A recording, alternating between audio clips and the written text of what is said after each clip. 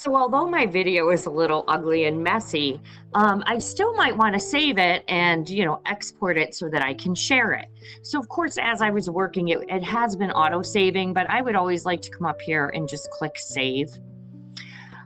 But that's not really good enough because right now this video is sort of in editing mode, and you can only see it if you go into editing mode in WeVideo. So we want to export this as a video file so that it can play outside of WeVideo. You can also add it to like your Schoology pages, or you can add it to a file that you have, or put it on YouTube, or just save it in your Google Drive to play. So what you're going to do to export it is you're going to come up here and click Finish. And this gives you an opportunity to save your final video. So you would name it and hit Set. You can also change the name here.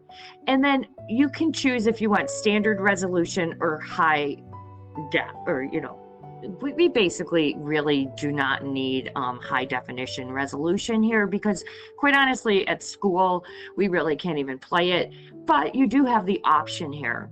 Now you also can choose a thumbnail for your video, so you can decide like what do you want the little thumbnail to be for the file of your video, and then you can decide where you're going to export it. So you can if you choose WeVideo, it'll give you the option to download it as a file on your computer. You can also export it directly to Google Drive or to YouTube. And if you do choose to do it to Google Drive or YouTube, you have the option right here of using this slider to say make it public, and that will change the settings so that anyone who has the link will be able to view it. Or if it goes to YouTube, it would be searchable on the YouTube library, basically in all of YouTube.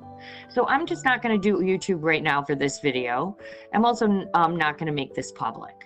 And I just go ahead and hit export. So what this does is it now is exporting, and this is only going to take 23 seconds to export, but sometimes your videos could be long and they can take like several minutes, or sometimes even to a half hour or 45 minutes for a really long involved video. If this is the case, you don't have to wait here.